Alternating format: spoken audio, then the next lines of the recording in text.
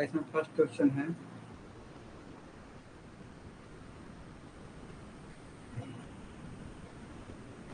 Are determination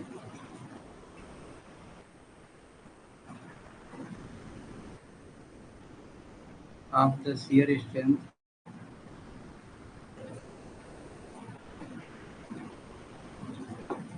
of a rock specimen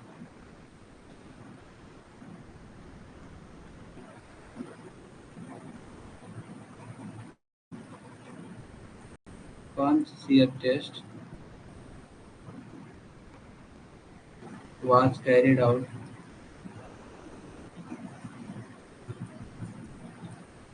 on the specimen of thickness 28 mm. The dia of puncture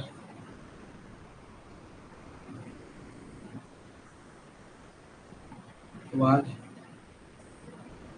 110 mm and failure has occurred at a load of 550 kg. पूछा है the shear strength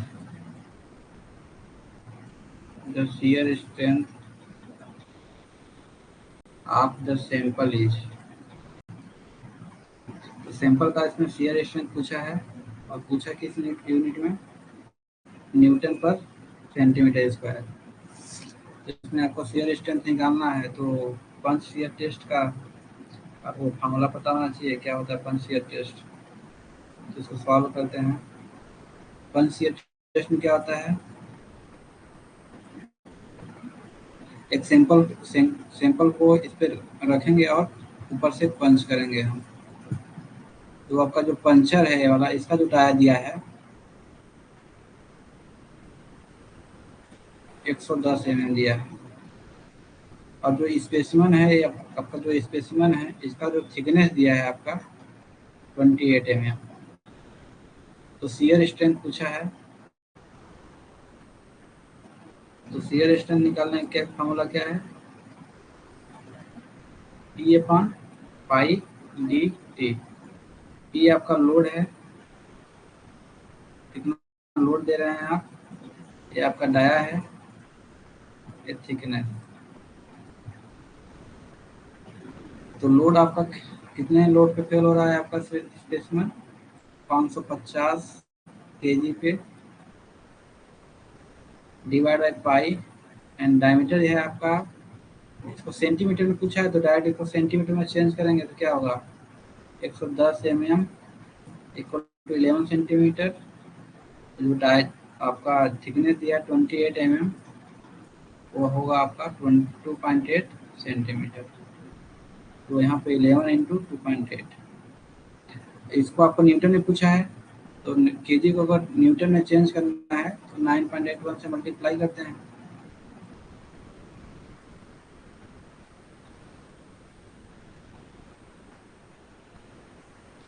तो आपका ये solve करने पे आएगा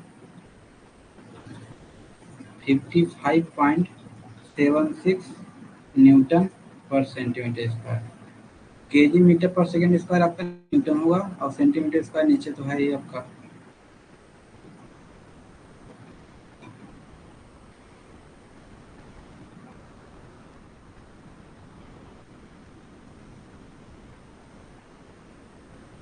इसमें किसी को कुछ डाउट?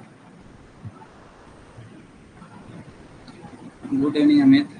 इसमें किसी को डाउट क्वेश्चन नंबर 1 में, पंच शियर टेस्ट से शियर स्ट्रेंथ निकालना था आपको, सिंपल सा फॉर्मूले पर पुट करना है आपको। यहाँ पे एक लोड है, ये आपका पी लोड दे रहे हैं तो P/π/dt, तो P आपका 550 kg है और P इंटू डायमीटर 11 सेंटीमीटर है और जो थिकनेस दिया है 2.8। तो चलते हैं क्वेश्चन नंबर 2 पे। इसमें है आपका modulus of elasticity. Modulus of elasticity. Doubt हुआ तो पूछिएगा आप लोग। Of a rock mass was found to be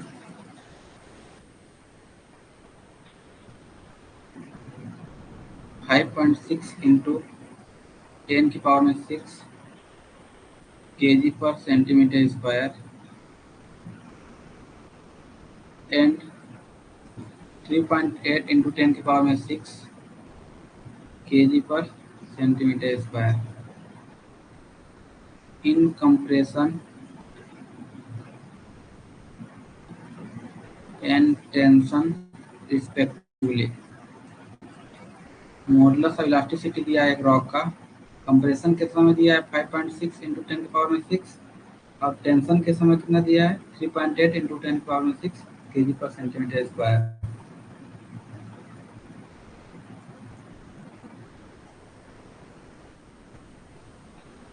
अब पूछा है इसमें the modulus of elasticity in bending. The modulus of elasticity in bending is, इसको पूछा है 10 की पावर में 6 न्यूटन पर सेंटीमीटर स्क्वायर।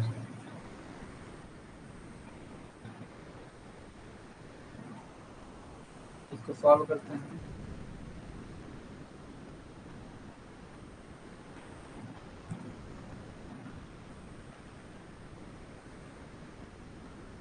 इसमें रिपीट करने का कुछ था नहीं हमें, आपको शेयर स्ट्रेंथ निकालना था। टी का वैल्यू दिया है 550 केजी, पाई का वैल्यू का पता ही है, और डायमीटर दिया है 11 सेंटीमीटर और थिकनेस दिया है 2.8 सेंटीमीटर।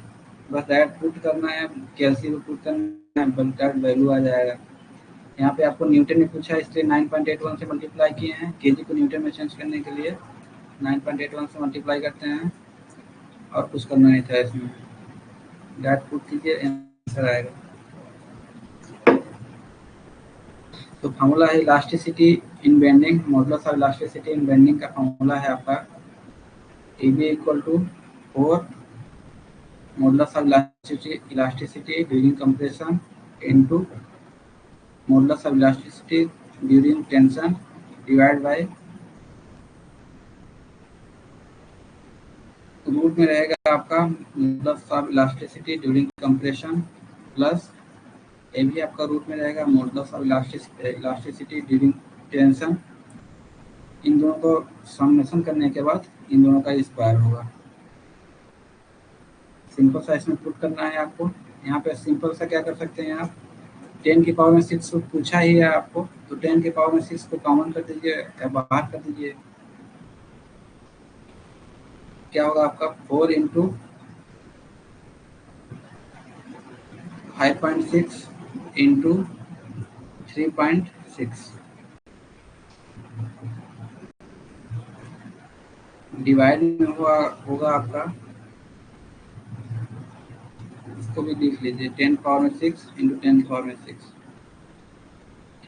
डिवाइड में है आपका रूट ऑफ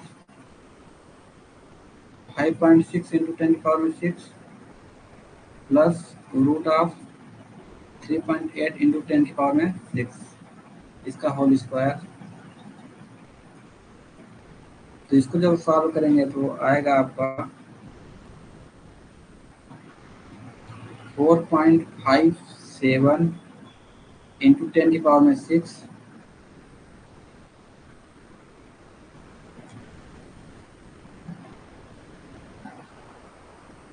ये आपका है केजी पर सेंटीमीटर स्क्वायर में। पूछा है किसने आपका न्यूटन पर सेंटीमीटर स्क्वायर में। इसको 9 से मल्टीप्लाई करेंगे तो कितना आएगा 44.8 इंटू 10 की पावर में 6 न्यूटन पर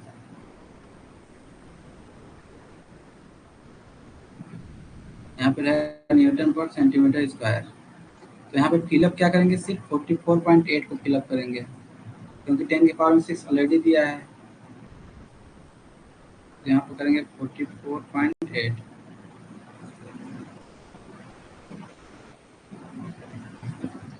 ठीक है, इसको डायरेक्ट एलसीएम पुट करना है आपको। 4 इंटू ई सी आपका ये है modulus of elasticity during compression, बोला है ना, कंप्रेशन का पहले दिया है फिर टेंशन का दिया है। तो सेकेंड क्या है, modulus of elasticity during tension, वो आपका 3.6 इंटू 10⁻⁶। फिर डिवाइड में है आपका रूट ऑफ ई सी, मतलब 5.6 इंटू 10⁻⁶ का root, plus root of E T मतलब 3.8 इंटू 10⁻⁶ का रूट, इन दोनों का स्क्वायर। इसको सॉल्व करेंगे तो आपका ये वैल्यू आएगा। आपको न्यूटन में चाहिए तो इसको 9.81 से मल्टीप्लाई करेंगे तो आपका ये वैल्यू आएगा।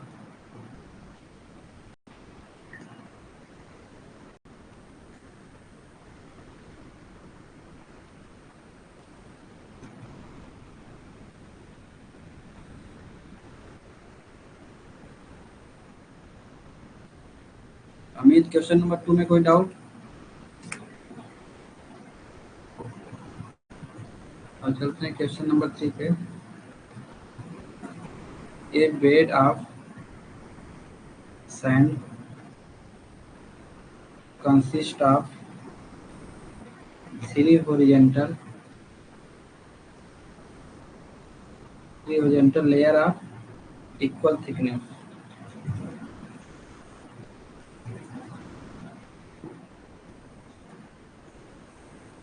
The value of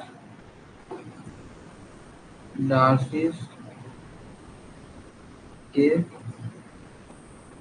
for the upper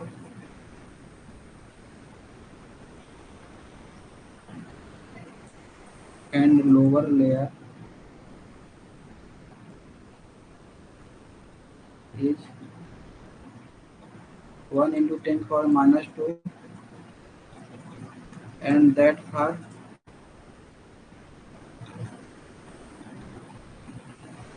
middle layer is 1 into 10⁻⁻1 centimeter per second. पूछा है the ratio of permeability of the bed in the horizontal direction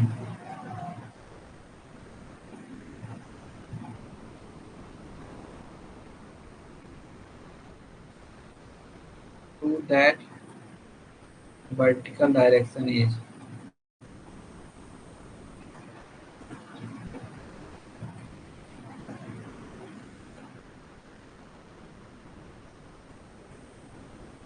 तो यहाँ पर थिकनेस तो सेम है, तो कैसे निकलेगा आपका? हॉरिजॉन्टल के केस में क्या होता है, K1 plus K2 plus K3 divide by 3।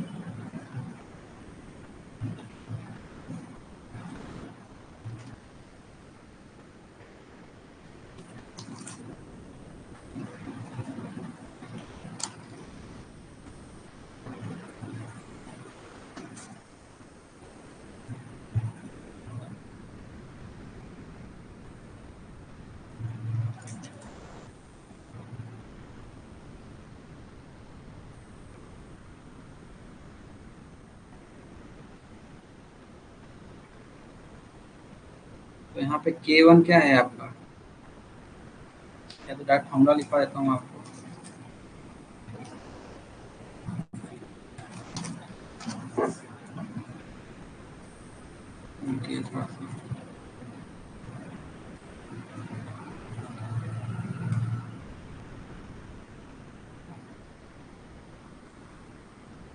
Horizontal के केस में क्या होता है आपका, K1 H1 plus K2 H2 plus K3 H3। नीचे में क्या रहेगा, H1 plus H2 plus H3। इसने बोला यूनिफॉर्म थिकनेस, ठीक, मतलब क्या होगा, H1 equal to H2 equal to H3 होगा। तो KH क्या होगा आपका, H बाहर कीजिए यहाँ से, K1 plus K2 plus K3, नीचे में क्या रहेगा, 3H आएगा, तो H से H कैंसिल होगा, के एच क्या आएगा आपका K1 plus K2 plus K3 divide में आपका 3 होगा। यही आपका वर्टिकल केस में क्या होता है H1 plus H2 plus H3 divide by H1 divide by K1 plus H2 divide by K2 plus H3 divide by K3।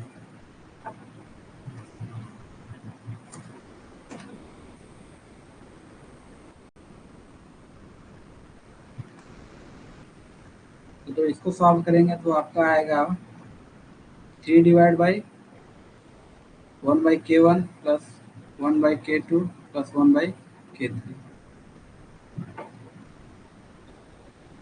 इसको याद रखिएगा।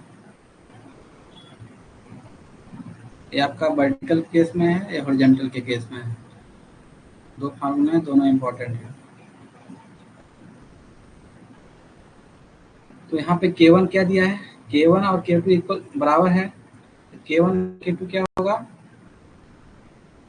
सॉरी K1 और K3 इक्वल है ना, तो क्या होगा आपका 1 इंटू 10 की पावर माइनस 2 है, मतलब 1 डिवाइड बाई 100, इसका मतलब क्या होगा 0.01 है।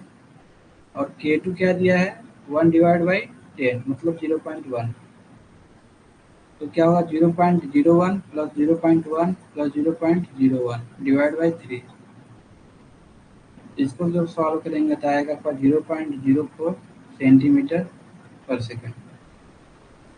आप के वर्टिकल करेंगे तो क्या आएगा आपका, फॉर्मूला तो यहाँ पे है के वर्टिकल का, तो 3 divide by 1 by 0.01 plus 1 divide by 0.1 plus 1 divide by 0.01, तो क्या होगा 3 डिवाइड बाई, यहाँ से आएगा आपका 100, यहाँ से 10, यहाँ से 100 मतलब 210। इसको सॉल्व करेंगे तो आएगा आपका 0.0143। और रेशियो पूछा है इसमें के एच डिवाइड बाई के भी का पूछा, ratio of permittivity of bed in horizontal direction to that vertical direction. तो हॉरिजॉन्टल डायरेक्शन में क्या आया है आपका 0.04 डिवाइड बाई 0.0143। इसको जब सॉल्व आउट करेंगे तो आएगा आपका 2.8। इसमें किसी को डाउट क्वेश्चन नंबर 3 में, क्वेश्चन नंबर 3 में कोई डाउट? देखिए बेसिक फॉर्मूले हैं आपके, एक फॉर्मूला ये हुआ, एक फॉर्मूला ये हुआ, ये आपका हॉरिजॉन्टल के केस में है, आपका बेडिंग हॉरिजॉन्टल है, इस तरह बेडिंग है आपका, तो परमेबिलिटी क्या होगा वो पूछा है, तो इससे फाइंड आउट होगा। अगर आपका बेडिंग वर्टिकल है इस तरह का है तो उस समय आपका परमेबिलिटी क्या होगा, उस केस में आपका ये फॉर्मूला यूज करेंगे आप।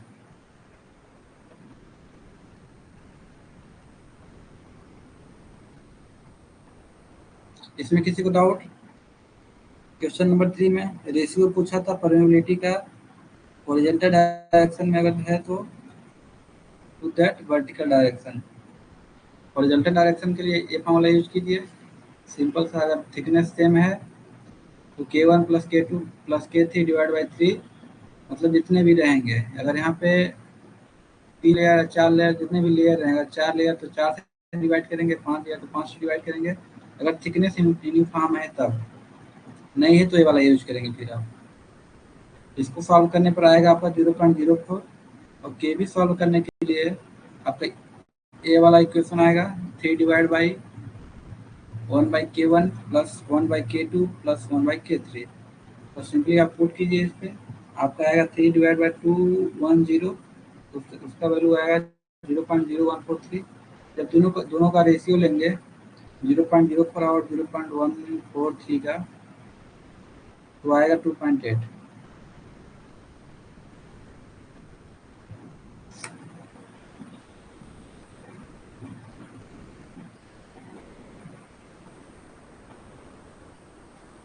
इसमें यूनिट कन्वर्जन है ही नहीं, कहाँ से यूनिट कन्वर्जन बताऊंगा मैं, इसमें तो कुछ है नहीं यूनिट कन्वर्जन, बस 1 डिवाइड बाई 100 करना है।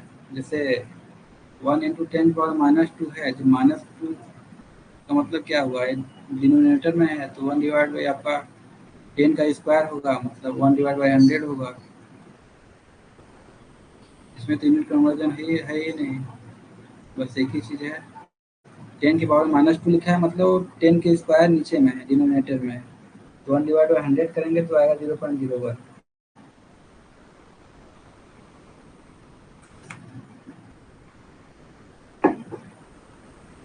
Question number 4, a rock mass is subjected to hydrostatic pressure hydrostatic pressure of 6 MPa if each of the measured strength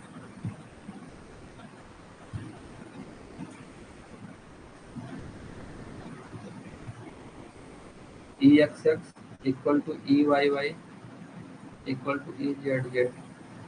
ये आपका है 2.0 mm पर मीटर। पूछा क्या है, देन द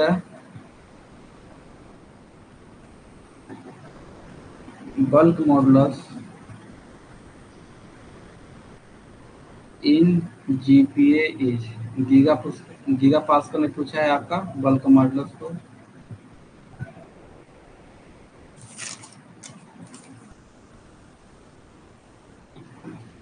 इसको सॉल्व करते हैं तो आपको बल्क मॉडुलस का फॉर्मूला पता होना चाहिए। बल्क मॉडुलस इक्वल टू क्या होता है, hydrostatic pressure divide by volumetric strain.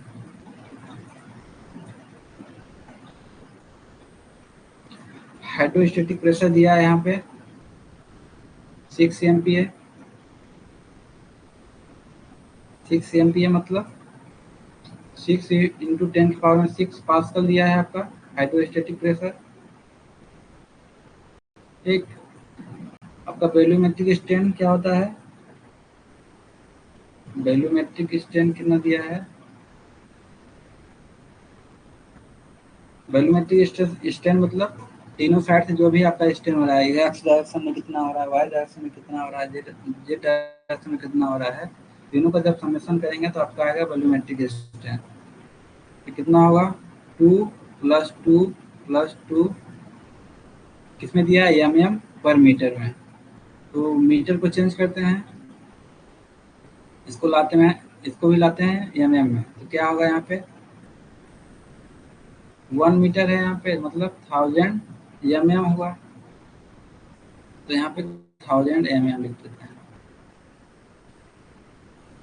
तो कितना होगा यहाँ पे 6 इंटू 10 की पावर -3 mm पर mm।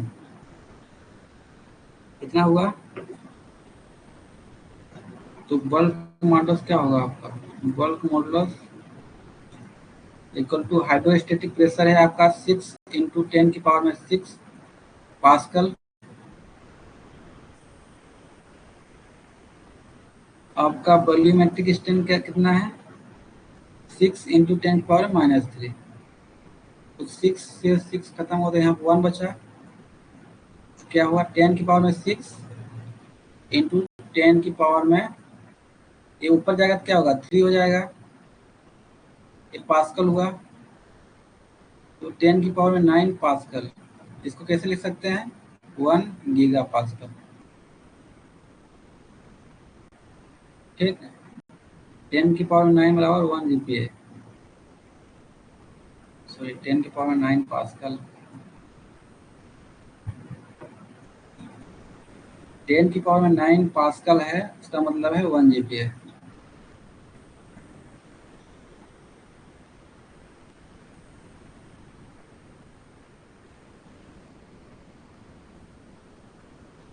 इसमें कोई डाउट, क्वेश्चन नंबर 4 में वॉल्यूमेट्रिक सॉरी बल्क मॉडुलस आपको फाइंड आउट करना था। Bulk modulus equal to hydrostatic pressure divide by volumetric strain. और हाइड्रोस्टेटिक प्रेशर आपका दिया है 6 MPa, इसका मतलब है 6 इंटू 10⁻6 पास्कल। वैल्यूमेट्रिक स्ट्रेन मतलब समेशन ऑफ जो भी आल डायरेक्शन में आपका स्ट्रेन हो रहा है, एक्स डायरेक्शन में कितना हो रहा है, वाई डायरेक्शन में कितना हो रहा है, जेड डायरेक्शन में कितना हो रहा है, और तीनों को कंबाइन करेंगे तो आपका 6 इंटू 10⁻³ mm पर mm में होगा। तो 6 से 6 यहाँ से कटेगा तो 1 बचेगा, पावर -3 ऊपर जाएगा तो 10⁻³ हो जाएगा। 10⁻6 इंटू 10⁻³ मतलब 10⁻9, 10⁻9 पास्कल बराबर 1 GPa। कोई डाउट हो तो पूछिए इसमें। अब चलते हैं क्वेश्चन नंबर 5 पे। In a slake durability test,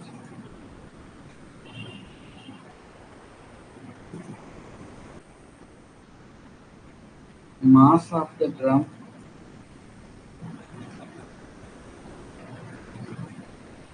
with sample, drum का मास सैंपल के साथ कितना है, sample before the test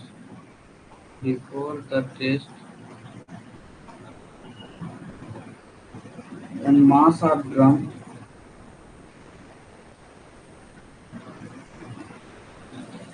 with oven dried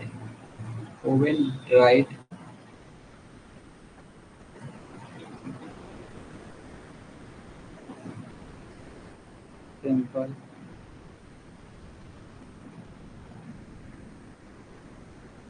after the test are 1.68 kg and 1.4 kg respectively. If the mass of drum is 1 kg, the slack durability index in percentage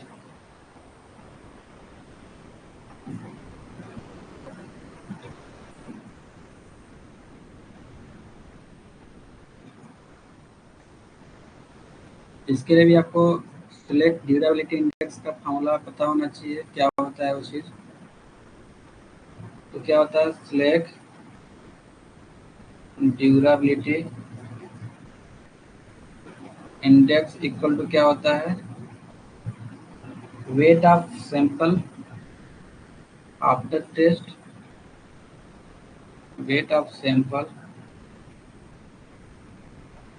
after test divide by weight of sample before test. आपका percentage में पूछा है तो into 100 करेंगे। Weight of sample after test कितना है, देखिए mass of sample before the test 1.68 है, और जो ओवन डाइट किए मतलब जब टेस्ट कर लिए कितना उसका वजन है 1.4 kg, लेकिन इसका मास कितने के साथ है, ड्रम के साथ है। ठीक, जो भी आपका वेट है आपका सैंपल का, तो ड्रम के साथ आपका वेट बिफोर टेस्ट 1.68 है और आफ्टर टेस्ट 1.4 है। तो weight of sample after test क्या होगा, 1.4 माइनस करेंगे, इससे करेंगे मास ऑफ ड्रम से, क्योंकि यहाँ पे वेट ऑफ सैंपल पूछा है, तो -1 डिवाइड 1.68 -1 इंटू 100, तो आएगा आपका 58.82%।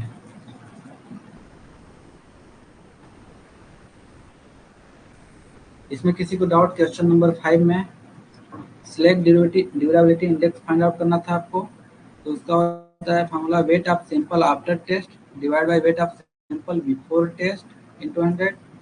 तो weight of sample after test कितना होगा, अगर ओवन डाइट किए मतलब सैंपल का टेस्ट किए 1.4 kg है, लेकिन उसका वेट जो 1.4 kg आ रहा है वो ड्रम के साथ आ रहा है, देखा ना, mass of the drum with sample, drum का वेट सैंपल के साथ 1.4 है, तो उसमें माइनस करूंगा किसके, मास ऑफ ड्रम को माइनस करूंगा तो weight of sample after test आएगा। सेम चीज वही करेंगे, 1.687 केजी माइनस करेंगे तो weight of sample before test आएगा।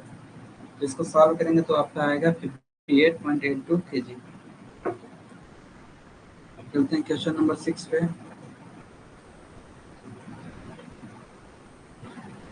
बोला है which of the following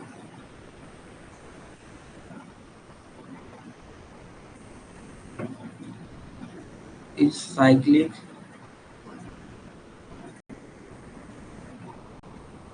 mining machinery. चार ऑप्शन है आपका। पहला है आपका both A and C. Option B है आपका ड्रैग लाइन।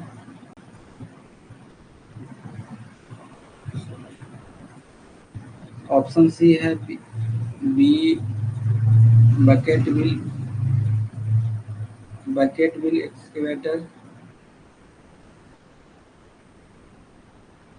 एक्सकेवेटर। लास्ट है आपका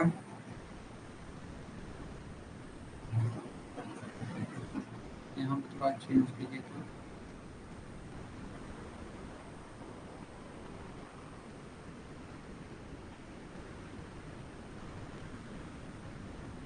जी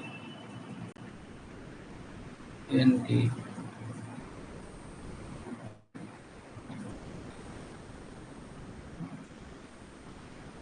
लास्ट है आपका हाइड्रोलिक शॉवेल। बताइए क्या होगा इसमें। विच of the following is cycling mining machinery.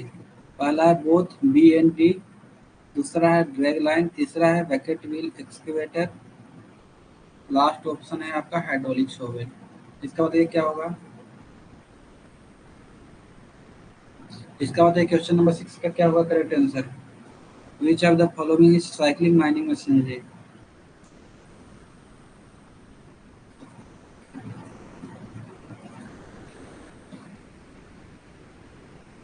दो टर्म सुने होंगे आप, साइक्लिक और दूसरा पढ़े होंगे आप कॉन्टिन्यूअस।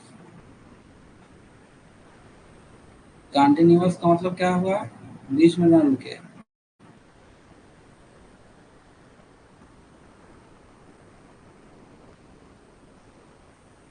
क्या होता है आपका अनइंटरप्टेड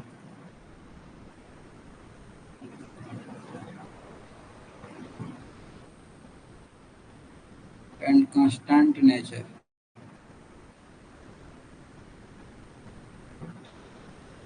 साइक्लिक क्या होता है आपका, रिपीटिंग एंड इसमें कांस्टेंट, सॉरी डिस्टिंक्ट स्टेज। बहुत सारे स्टेजेस होते हैं इसमें साइक्लिक में।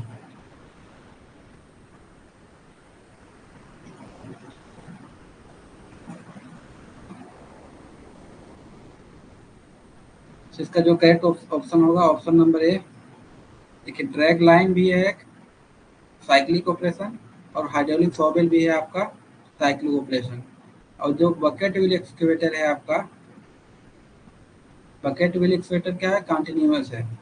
उसमें क्या होता है आपका, जो आपका मान लीजिए कोई फेस है, यहाँ से आपका कट करेगा, उस उसी के अंदर एक कन्वेयर बेल्ट होता है, सेल्फ कन्वेयर बेल्ट होता है उसके बकेट व्हील एक्सकेवेटर में। वहाँ से उसके डायरेक्ट क्या करेगा वो, मेन जो आपका कन्वेयर लाइन रहेगा उसमें डायरेक्ट डिस्चार्ज कर देता है। तो ये सिर्फ कंटिन्यूअस ऑपरेशन चलता